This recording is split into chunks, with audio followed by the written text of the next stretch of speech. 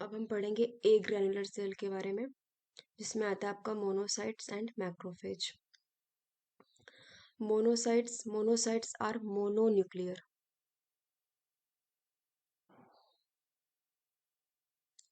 Phagocytic leukocytes that circulate briefly in the bloodstream before migrating into the tissue।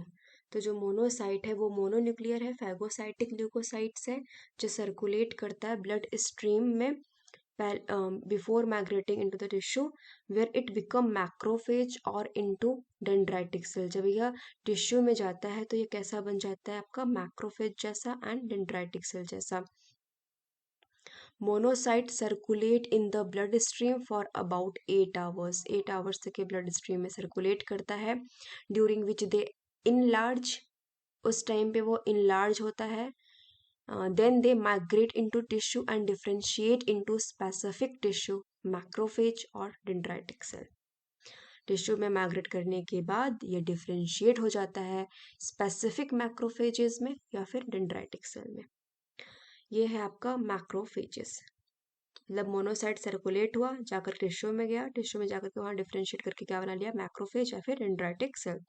अब macrophage are phagocytes and can be found in most tissue. They have two major origin.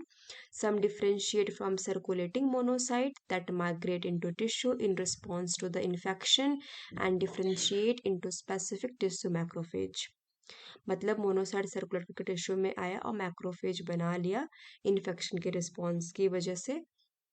And these inflammatory macrophages are expert phagocytes. ये कैसे होती हैं, expert phagocyte होती हैं। And typical participate in the innate immune response. ये किसमें participate कर रही हैं, आपके इननेट इम्यून रिस्पॉन्स में। They have a dual role in the immune response. दो रोल होते हैं इनके।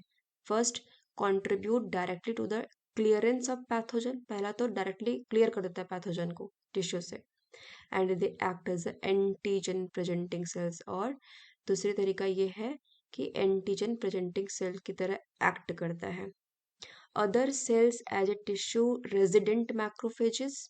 जो अदर्स बनती हैं वो टिश्यू रेजिडेंट मैक्रोफेजेस बनती हैं। ओरिजिनेट होती है वो कहाँ से, एम्ब्रियोनिक सेल्स। एक तो मोनोसाइट आया टिश्यू में तब बना, और एक कहाँ से बन रहा है आपका, एम्ब्रियोनिक सेल से ओरिजिनेट हो रहा है जो है tissue resident macrophage rather than from circulating. Activate monocyte and do not circulate. तो ये एम्ब्रियोनिक सेल से मैक्रोफेज बन रहा है, ना ही सर्कुलेट कर रहा है ये, मतलब सर्कुलेटिंग मोनोसाइट से नहीं बन रहा है। This resident macrophage which include Kupffer cell in the liver. ये जो मैक्रोफेज है वो इंक्लूड कर रहा है क्या, Kupffer cells in the liver. Microglia in the brain. तो जो माइक्रोग्लिया हो गया ये भी रेजिडेंट मैक्रोफेज है। कफर सेल्स भी क्या है आपका, रेजिडेंट मैक्रोफेज है। एल्वियोलर मैक्रोफेज हो गया आपका एक, जो लंग्स में होता है। कफर सेल्स लीवर में हो गया, मैक्रोग्लिया ब्रेन में, एल्वियोलर मैक्रोफेज लंग्स में। They adopt a variety of tissue specific function in addition to their role as antigen presenting cells. ये अडॉप्ट करती हैं variety of tissue specific function, जिस टिश्यू में हो उसके स्पेसिफिक फंक्शन करती हैं in addition to role as a antigen presenting cell.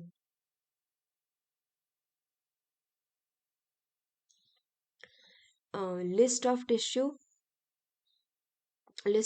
Resident macrophage कौन से, एक तो ब्रेन में कौन है, माइक्रोग्लिया।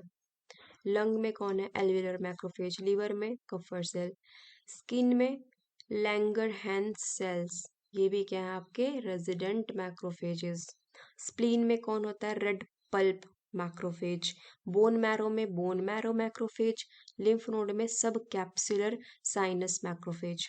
अब हम पढ़ेंगे डेंड्राइटिक सेल। डेंड्राइटिक सेल कैसे बनाता है, ये भी मोनोन्यूक्लियर के सर्कुलेशन से जब टिश्यू में आता है जो मैक्रोफेज या फिर डेंड्राइटिक सेल बना लेता है। Dendritic cells are bone marrow derived cell. ये भी कहाँ से डिराइव हुआ है आपका, बोन मैरो डिराइव्ड सेल है, bone marrow derived cell. that arise from both the myeloid and lymphoid lineage. ये दोनों से arise हो सकते हैं, myeloid से भी या फिर lymphoid lineage से. The myeloid pathway that give rise to the monocyte also give rise to dendritic cells. Some dendritic cells also rise from the lymphoid lineage. देखो, जो आपका डेंड्राइटिक सेल्स है वो अराइज होता है माइलॉइड से भी, लिम्फॉइड लीनियज से भी. जैसे मोनोसाइट से बना ना डेंड्राइटिक सेल, जब मोनोसाइट सर्कुलेट करके आया टिश्यू में, तो ये हो गया आपका माइलॉइड से राइज होना.